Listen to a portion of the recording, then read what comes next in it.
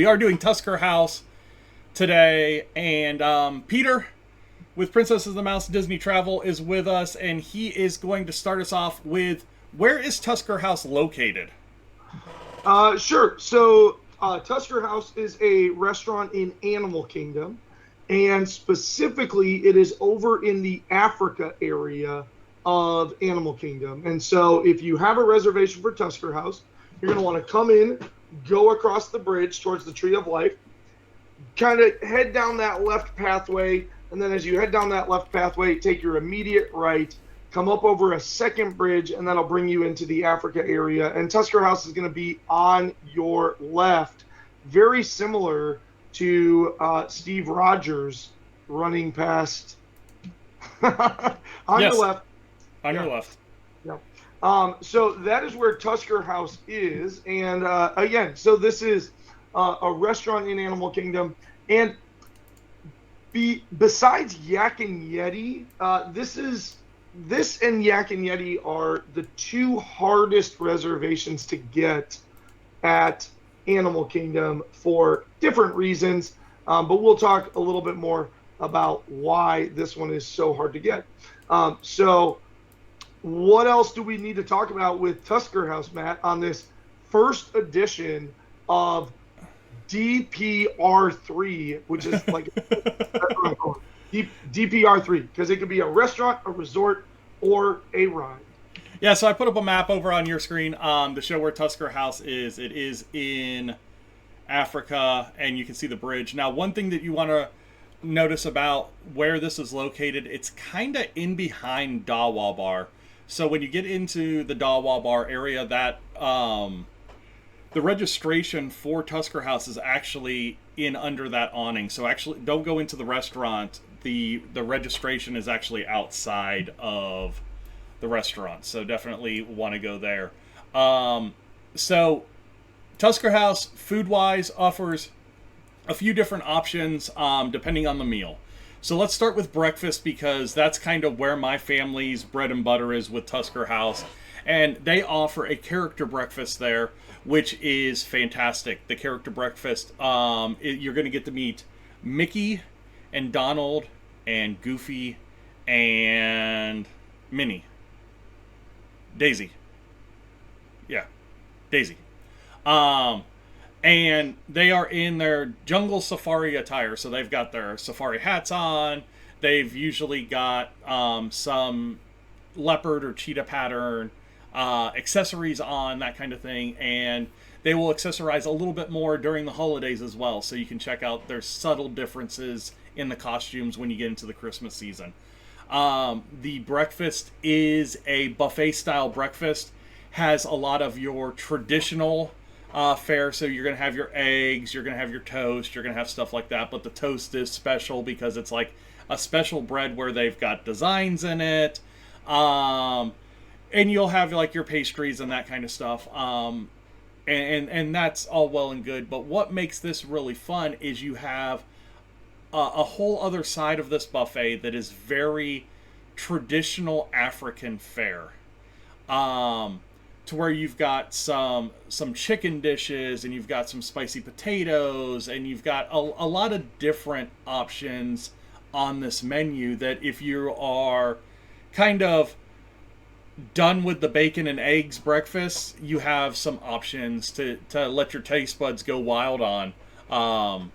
You've done this a few times. What are some of your favorites on that buffet, Peter? Well, so you mentioned that, so it's a character dining all day long, just to make sure that we clear that up. So you're going to meet characters whether you go breakfast, lunch, or dinner. You're going to meet those same four characters that Matt talked about. The breakfast, as he said, is more of that like traditional breakfast, but where this restaurant, I know I really like going for breakfast because I'm a big fan of a good big breakfast on a Disney day. It really sets you up for the rest of the day. But I feel like where this restaurant really shines is in its lunch and dinner menu. As Matt said, so on the kids side of things, super kid friendly. You're going to get your mac and cheese and your mashed potatoes and your corn dogs and your chicken nuggets and all of that stuff.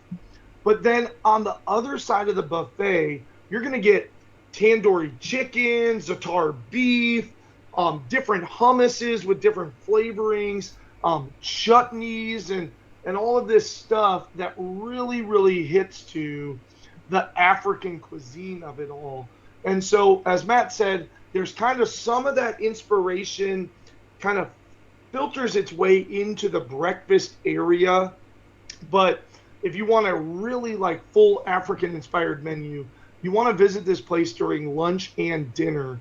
Of course, during lunch and dinner, the price does increase a little bit. This restaurant, being a character meal, as we're kind of used to, comes off at $45 per adult and $29 per kid during breakfast, because breakfast food is a bit cheaper. But then that lunch and dinner does come off at $59 an adult and $38 per kid when you go for that lunch and that dinner menu. But if you're a fan of African cuisine, the African cuisine here is, with maybe the exception of Sama, this is the best African cuisine that you are going to get on Disney property. And it's in a buffet, so you don't have to worry about picking something off of a menu. Feel free to fill that plate with a small portion of every single dish. And so really, really fantastic food. And it's just fun to get the characters not in their standards. As Matt said, they're in safari gear, so they're all wearing their safari hats. They have little canteens of water. They're all wearing their greens and browns and all of that good stuff. And so it is a really, really fantastic restaurant, which is why it books up pretty quickly, because this is the only character dining experience in the Animal Kingdom. So if you are interested in character dining, you're not going to find character dining anywhere else in Animal Kingdom, which is why Tusker House does fill up very, very quickly on that 60-day out window. If you are booking Animal Kingdom at exactly 60 days out, count yourself lucky if a Tusker House is waiting for you. Yeah, and I'm actually trying to book one right now just to see what the availability is, and I actually can't even get into the app right now, or on the website. I can't even get into the reservation system, so I don't know if we're having technical difficulties. But normally, you want to have it later in your trip. We tend to do Animal Kingdom on our getaway day or our last day before our getaway day, so it tends to be later in our trip anyway. But yeah, it's one of those reservations, especially for breakfast, that's going to fill up relatively fast. Lunch and dinner tend to string out a little bit longer, so if you are wanting to try the lunch or the dinner, you usually have a better chance at 60 days than you would think on that. Yeah. So on that topic, so I did manage to pull it up. There is, at exactly 60 days out, which would be December 2nd, there's one breakfast option, and then there's plenty of lunch and dinner. And so breakfast is the real one where Tusker House really, really books up early. Because, again, it's that traditional breakfast fare, but you get these unique characters. And also, side note on that, just because of the timing of this filming, December 2nd is like a lull. And so if you hope to get this 60 days out during peak spring break time or over Christmas here in a few weeks, I bet you have even less availability than what you're seeing right now. Because December 2nd is definitely a lull. There is a lull from Thanksgiving until about December 17th, 18th, when the park's really, really busy back up heading into the holiday season. So, all right, let's talk a little bit about strategy, where you put this meal in your day and that kind of thing. You know, for my family, it's always a breakfast. So we're trying to get the earliest breakfast there that we can. And if we can't get the earliest breakfast, we're going to do a rope drop, ride Kilimanjaro safaris, and then come back to it so that we can get the animals in the morning. Kilimanjaro safari is always better in the morning, so that's how we kind of plan our day, is around that. Now, with you liking to go for lunch and dinner, kind of how do you fit that into your day? Since for a lot of people, Animal Kingdom's a half-day park. So, first of all, what you just said is actually my preferred way to go to Tusker House. If I am going to go to Tusker House, exactly what you just said, I'm either going to try and book a crazy early to where. So, Animal Kingdom normally opens at 9 a.m. most days, which means early access 8:30, which means gates technically open between 8 and 8:15 so that you're riding stuff by 8:30. You can get Tusker House reservations right there at 8 a.m., which actually lets you, to the left-hand side of the gates, there will be a dining check-in queue where you can go in. They will scan that you have that reservation, and you can get sometimes 7:30s, but definitely 8:15, stuff like that. And as Matt said, great to kind of like walk into the park before the people.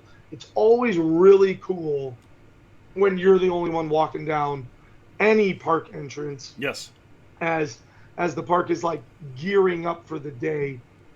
And so otherwise, absolutely exactly what Matt said. I'm looking for a 9 to 9:15 reservation. I'm going to get in there at 8:30.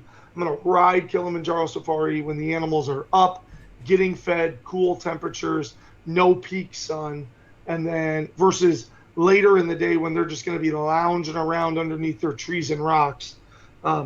So 100% what you just said is my absolute preferred way, because then I go on Kilimanjaro Safari, I have this amazing hearty breakfast, and now I'm either able to head to Pandora or Asia, depending on how I'm kind of aligning my day. If I go, though, right, like for the lunch and dinner, I'm aiming for a late lunch, early dinner, maybe somewhere around a 2 to 3:30 type of reservation, because I want to enjoy that delicious African cuisine. But if I get up and I get to that park at 8:30, 9 a.m., I'm done by 1:30. I'm catching the Nemo show, catching the last Lion King. Maybe I'm booking this reservation, kind of a Lion King at 1 and this reservation at 2. So I can kind of come out of Lion King. The exit for Lion King is you're walking by Tusker House as you exit Lion King. Yeah. And so great little tandem thing to do, kind of plan that midday show and then head into Tusker House. And then likely as I hit that 2 or 3 o'clock reservation, I'm finishing up Tusker House and then I'm heading out of the park to get onto a bus to whether I am getting back to my resort, because there's only one mode of transportation into Animal Kingdom. Even if you're staying at Animal Kingdom Lodge, you're getting on a bus to get over to Animal Kingdom.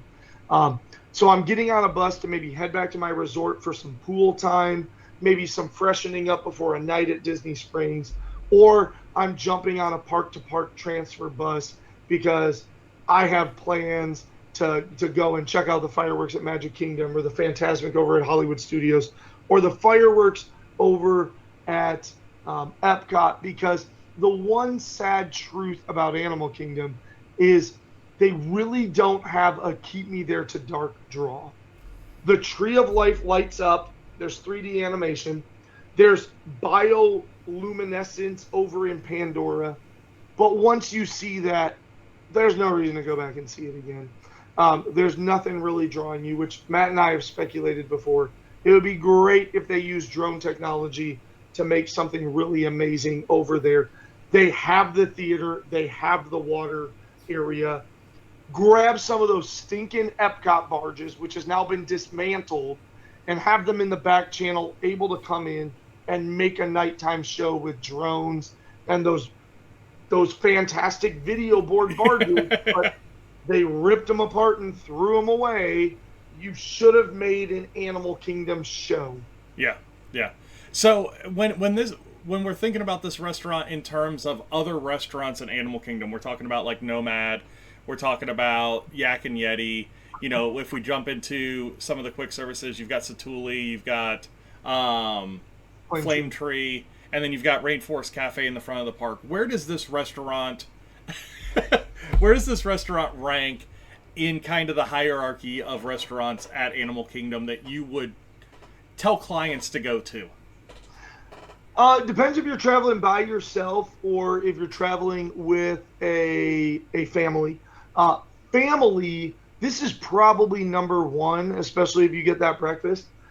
Traveling with slightly older kids or more experienced Disney goers, such as my family, Yak and Yeti is our number one. Tusker House slides to kind of number two. Tiffin's, if you're a couple going, an older couple, Tiffin's is an unparalleled dining experience, but it is not kid friendly. Do not take a family to Tiffin's. You will be disappointed because it is not that the environment is not kid friendly. The menu is not kid friendly over at Tiffin's. You need some older kids, some more kind of refined palates in order to take on something like Tiffin's. And so I would say really solidly, but if I'm a couple, I'm probably not going to Tusker House unless I really love African cuisine. Hey, what are you saying? I just want to like be a little whimsy, right? So it kind of depends. Family with kids, number one. Family with older kids, probably number two for the sit down.